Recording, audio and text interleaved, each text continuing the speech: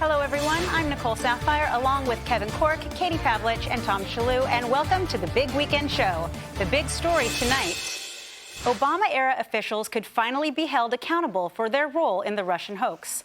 President Trump's Director of National Intelligence, Tulsi Gabbard, has now released declassified documents exposing how all these members in the Obama administration suppressed key intel to create a false narrative about President Trump and Russia. Gabbard is turning over all the documents to the DOJ for criminal referral. We are referring all of our documents to the Department of Justice for the purpose of accountability and action.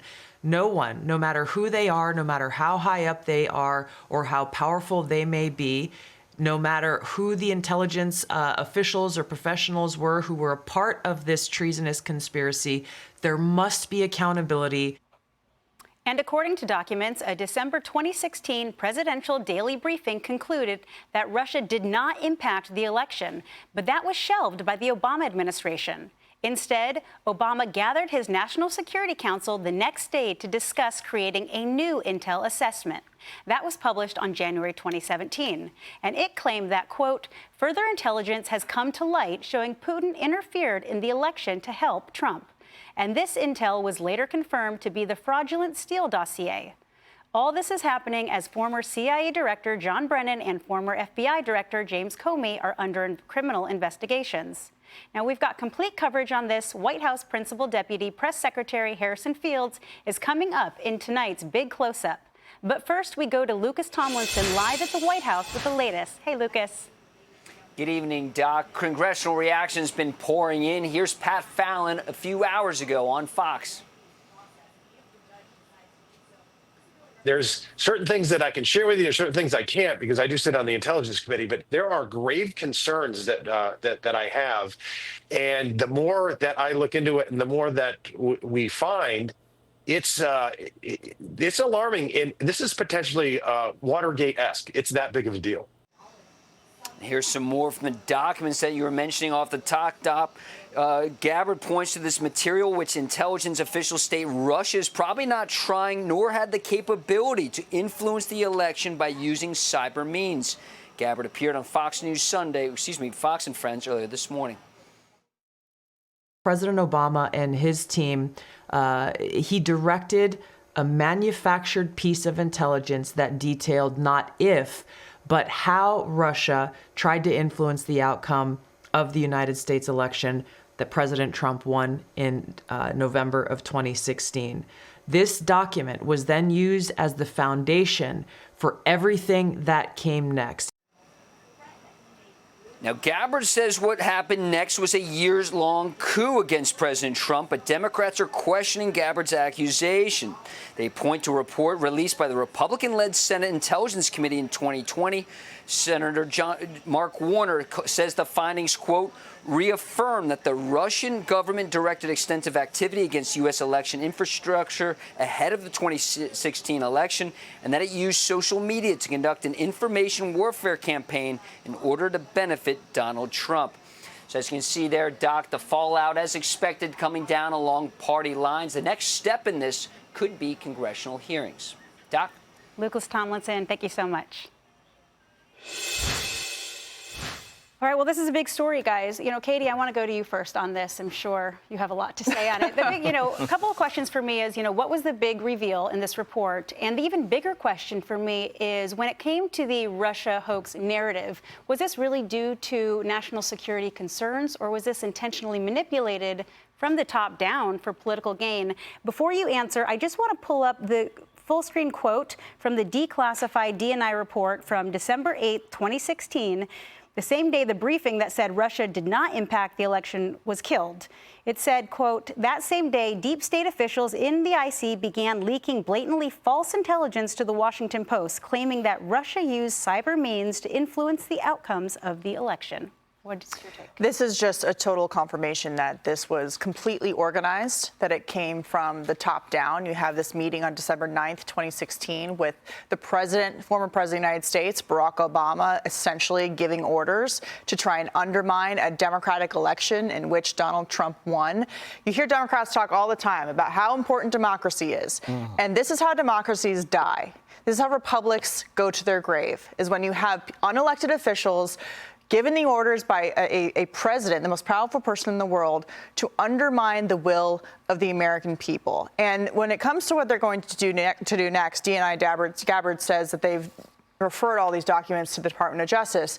I hope that it's not for naught, because this is not just about the Trump administration in the first term. This is about the country, and it is too important for accountability not to come, because when there's no accountability, things happen over and over again. Let's not forget what this led to.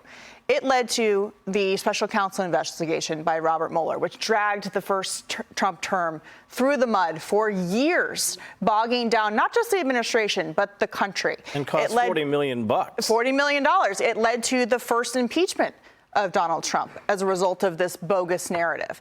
And when you look at the details of what they put out, it's just the government officials in D.C., Democrats in the intelligence community, working with the media as well, to sow this false narrative to bring down an election. And that is something that Democrats can always say is so important not to do. And yet here they were the entire time. One final point.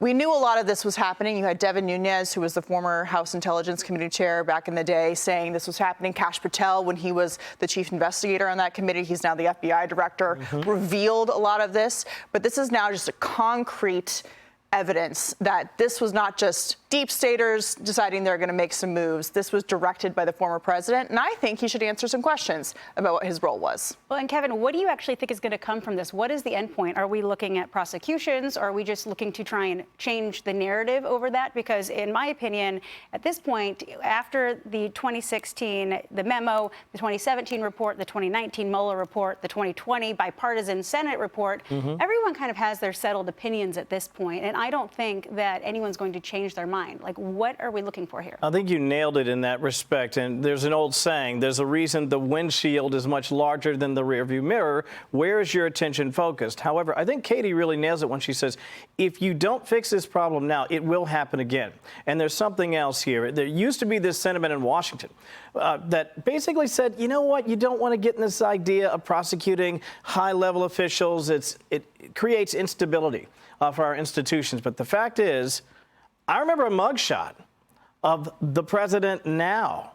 So I think that really, you moved the Rubicon. I think, frankly, there should be some prosecutions associated with this. And I'll tell you exactly what you said. If you do nothing, if you just talk and have hearings and sort of flap your wings, that does nothing to stop them from doing it again. That's why somebody has to walk the plank. Yeah, you know, Tom, one thing that I find interesting is critics are accusing DNI Gabbard, saying this is politically motivated, and they're just going after people that criticize President Trump. You know, but I don't understand how Democrats can reconcile the fact that they continued to call election interference from Russia. They tried to say that Trump colluded with them. Report after report showed there was no evidence of that.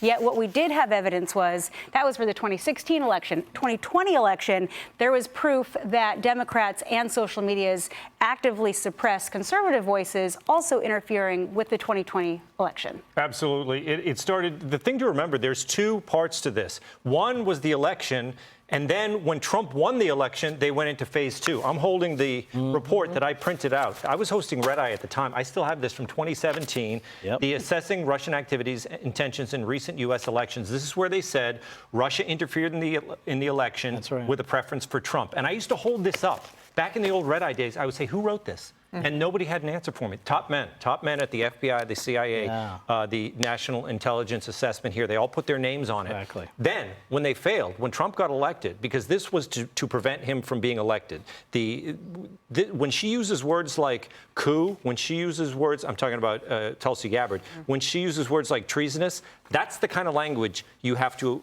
use when you approach this.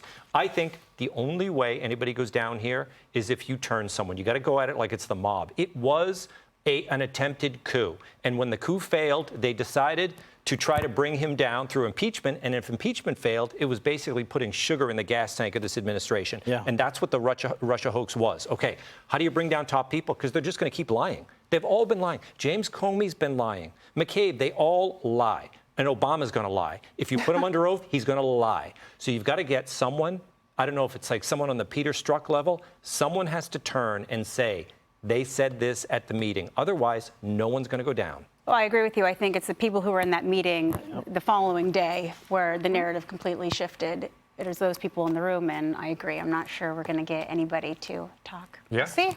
Who knows? Hey, Sean Hannity here. Hey, click here to subscribe to Fox News YouTube page and catch our hottest interviews and most compelling analysis. You will not get it anywhere else.